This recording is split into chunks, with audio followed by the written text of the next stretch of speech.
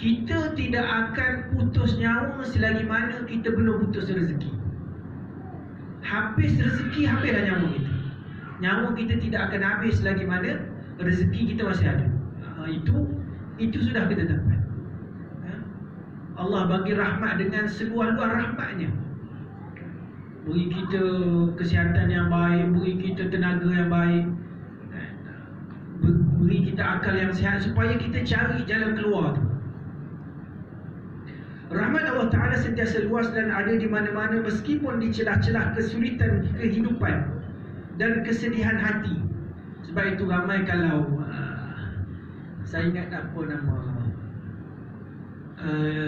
Syekh Imran Hussein, dia kata, aku pergi banyak tempat, tapi aku tidak pernah jumpa satu senyuman. Bila dia senyum tu memang daripada hati dan sangat tulus. Kita tengok, kita tahu, walaupun dia tu memang orangnya, negara dia huru-hara sikit, maksudnya ditabukang sikit dari sudut pentadbirannya, rakyatnya miskin, hidup susah, tapi senyuman dia tu. Dan negara yang disebutkan ini adalah negara Indonesia. Walaupun orangnya susah, banyak tekanan berlaku, nak hidup perlukan, mungkin kat sini kita mungkin akan menggunakan tenaga 20% untuk dapatkan satu amount, tetapi mungkin di Indonesia perlukan 60% daripada kudrat kita untuk dapatkan amount yang sama dengan di negara-negara lain seperti itu. Tapi dia kata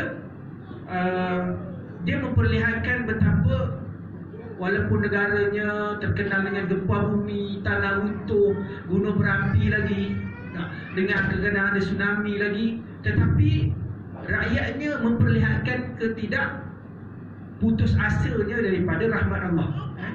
Begitu, cekal. Malaysia tak boleh manja kan. Indonesia macam-macam kena. Sama juga dengan orang Afghanistan atau negara Uzbekistan tu. Dia jenis duduk negara yang berbatu-batu, berbukit bukau, kadang makanan susah nak dapat. Jiwa dia, kebergantungan dia kepada Allah itu sangat tinggi. Malaysia banjir sikit dah jelah kan. Pening dah dia nak buat macam mana, manja sikit. Apabila kita bersemangat dan tidak berputus asa, insya-Allah kita akan menjadi manusia yang sangat kuat dan bertenaga.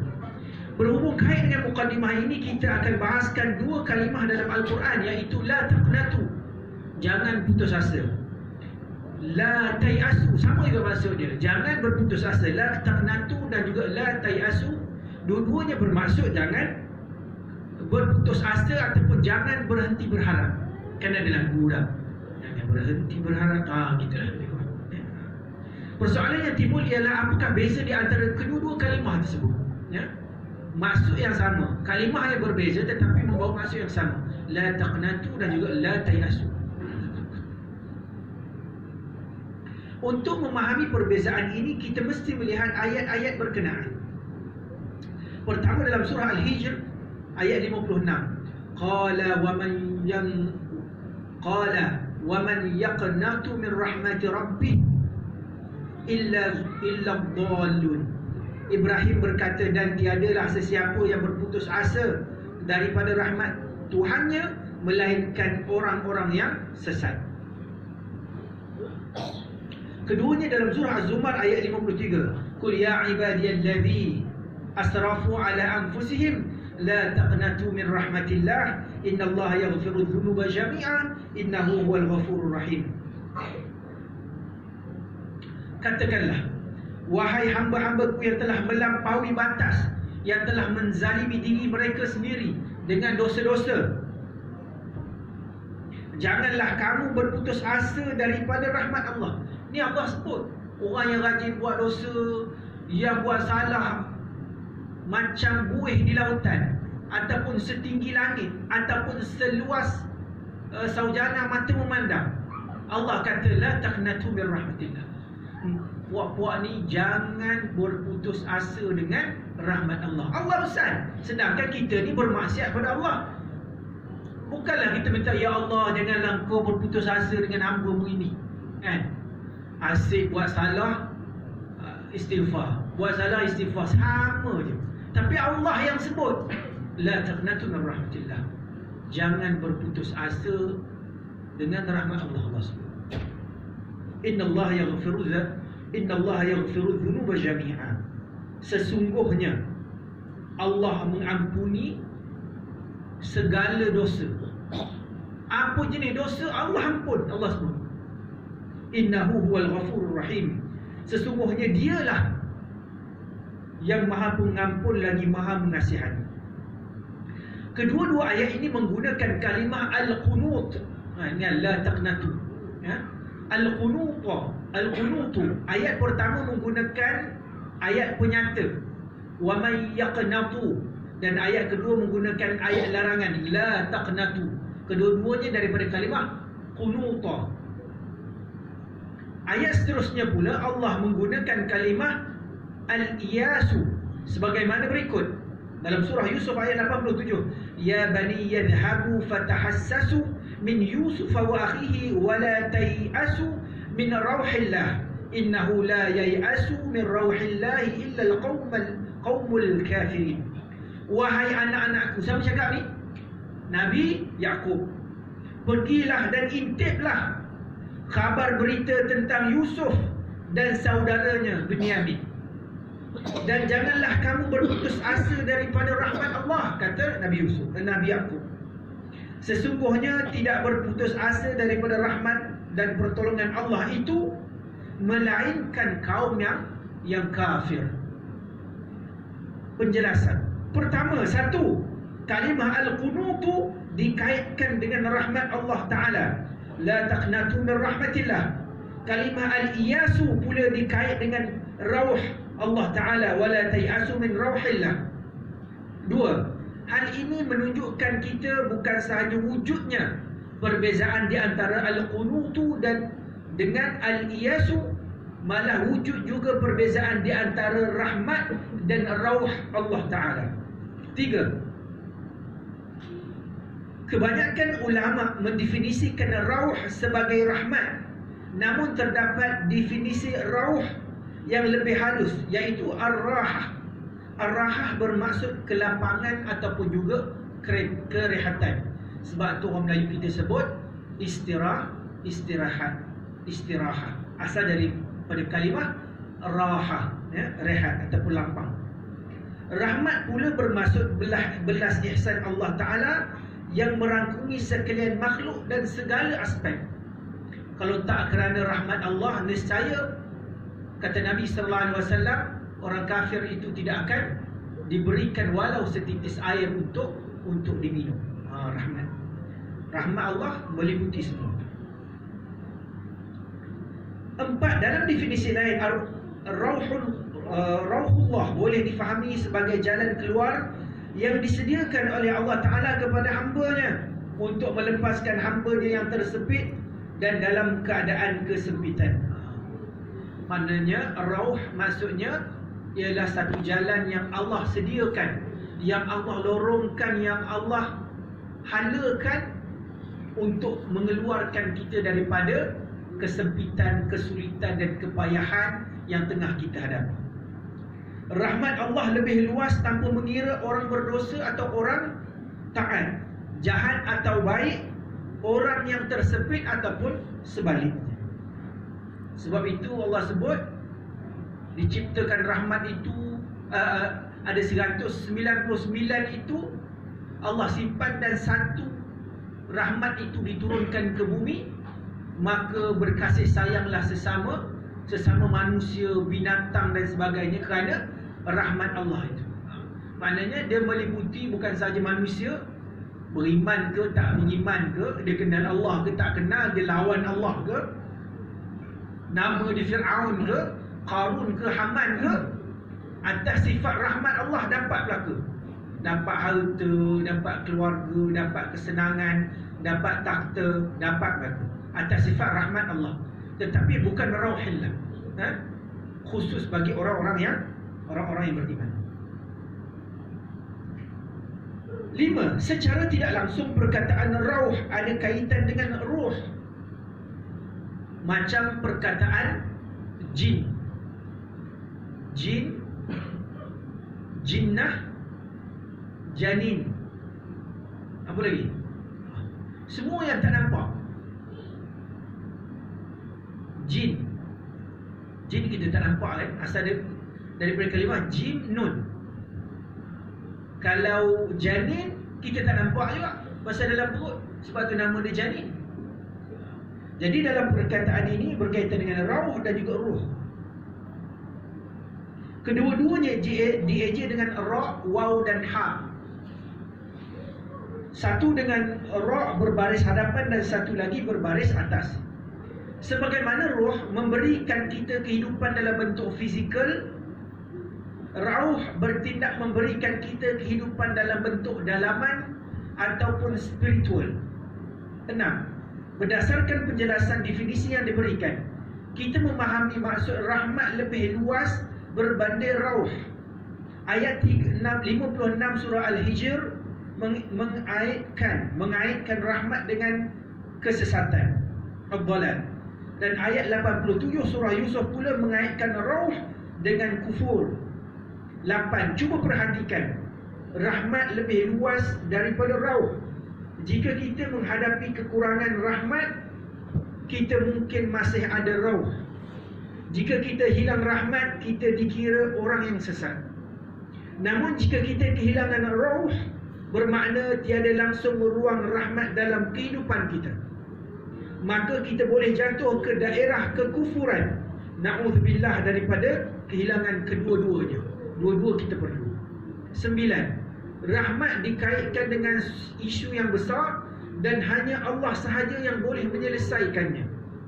Dalam surah Al-Hijr, isunya ialah tentang Nabi Ibrahim alaihissalam diberikan khabar gembira bakal mendapat seorang anak lelaki. Siapa nama anak lelaki yang dia nak dapat ni? Ishaq.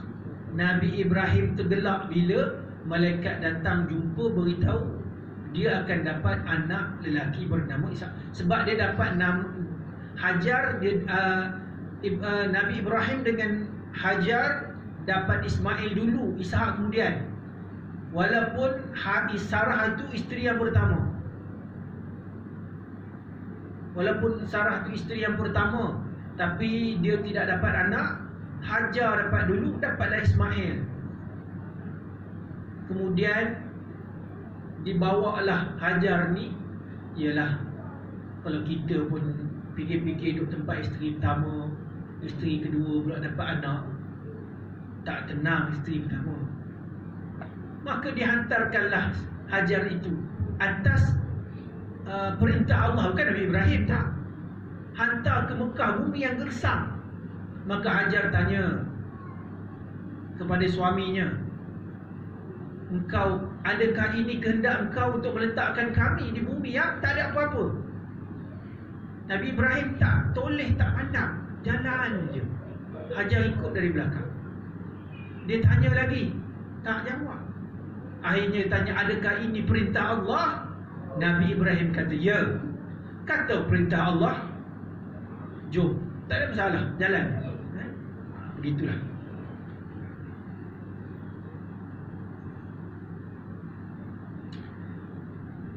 Dalam surah Hijr, isunya ialah Nabi Ibrahim diberikan kabar gembira bakal mendapat seorang anak lelaki, walhal baginda sudah tua dan isteri baginda mandul. Daripada awal, baginda tidak didapati dalam mana-mana ayat Quran berdoa untuk mendapat anak melalui hubungan Sarah. Ini kerana seperti dimaklumkan, Sarah memang mandul. Hanya Allah Ta'ala yang boleh menyelesaikan masalah. Tak ada riwayat. Dengan ajar Nabi Ibrahim ada doa Allah supaya dikurniakan anak melalui Hajar. Sebab Sarah memang mandul. Tapi Allah beri juga. Tapi ketika disampaikan berita ni, kan malaikat sebelum pergi ke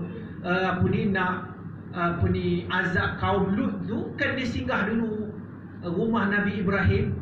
Kemudian Nabi Ibrahim bila ada tetamu, dia apa ni, sembelih kambing hidang, tak makan dua malaikat ni. Rupanya malaikat, Nabi Ibrahim pun tak tahu kalau malaikat tu tak cerita, dia tak tahu.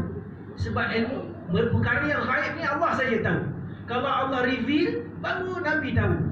Jadi bila orang yang tak Nabi pun tidak ni, tiba-tiba cerita dia tahu ilmu gaib, hebat dia lagi daripada Nabi Ibrahim.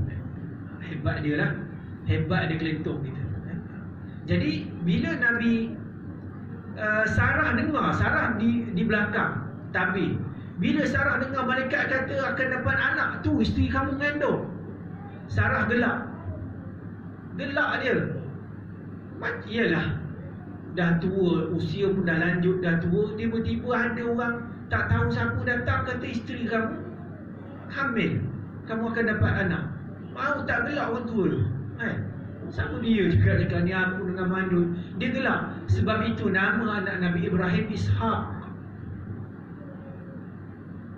Kerana berita tu dapat dalam keadaan ketawa. Ketawa berdekah-dekah, itu nama dia Ishaq. Dia mendapat berita tu dalam keadaan gelak.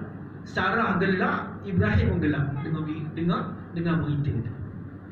Baik. Tapi Allah saja yang boleh menyelesaikan masalah itu. Dan kemudian Allah berikan anak. Dalam surah Az-Zumar, ia melibatkan isu hamba yang berdosa menzalimi diri mereka sendiri dengan melakukan maksiat. Siapa yang boleh mengampuni dosa mereka jika bukan Allah? Sebab itu Allah sebut la taqnatu min rahmatillah. Jangan kamu berputus asa dengan rahmat Allah. Sebab kerja-kerja ampun ni kerja Allah Ta'ala.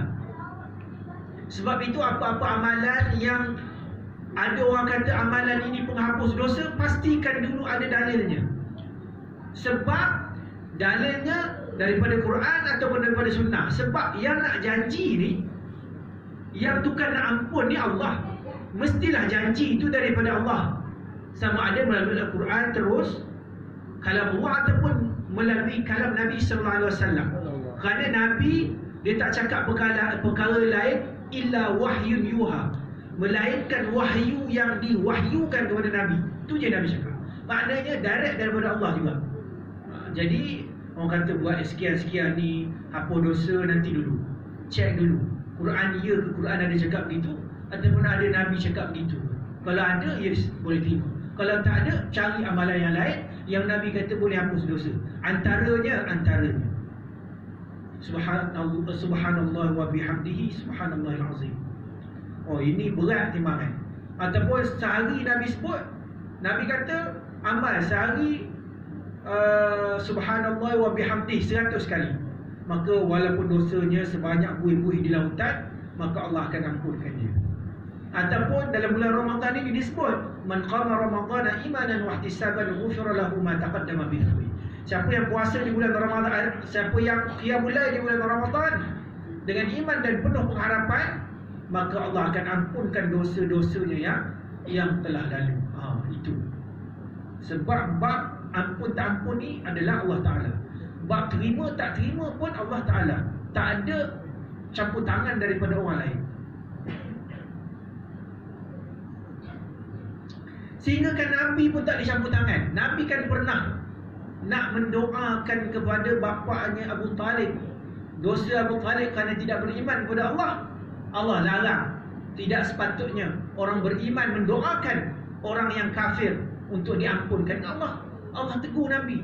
Sebab urusan minta maaf, ampun-ampun ni urusan Allah, bukan urusan Nabi pun. Itu adalah urusan mutlak Allah. Allah nak ampun, Allah ampun. Allah nak bagi hidayah, Allah akan bagi hidayah. Kedua-dua ayat ini menegaskan orang yang berputus asa daripada rahmat Allah ialah orang yang sesat, dan jangan berputus asa daripada rahmatnya Allah Ta'ala. Dalam isu rauh, ia turut melibatkan usaha manusia. Isunya berkenaan perintah Nabi Ya'qub yang menyuruh anak-anak baginda untuk menjejaki di manakah Nabi Yusuf dan juga adik baginda Binyamin. Mereka sebagai manusia mesti berusaha. Allah Ta'ala akan menentukan hasil dan natijah.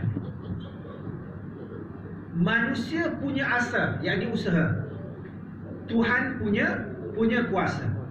Maka siapa yang berputus asa daripada rahmat Allah, maka dia merupakan orang yang kufur. Dan yang terakhir, yang ke-10, terdapat satu ayat yang menggabungkan antara kedua-dua istilah tersebut. Dalam surah Fussilat ayat 49, la yas'amul insanu min du'ail khair wa in massahu syarru fayausun qanut. Manusia tidak jemu-jemu memohon kebaikan, dan kalau dia ditimpa kesusahan maka dia menjadi seorang yang sangat berputus asa, lagi sangat nyata kesan putus harapnya daripada rahmat pertolongan Allah.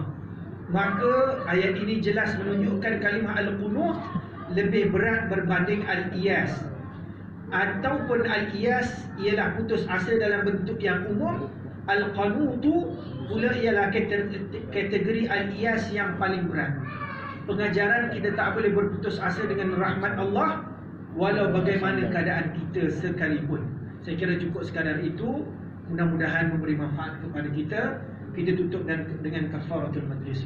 Subhanallah wa bihamdika asyhadu an la ilaha illa anta astaghfiruka wa atubu ilaik. Assalamualaikum warahmatullahi wabarakatuh. Waalaikumsalam warahmatullahi wabarakatuh.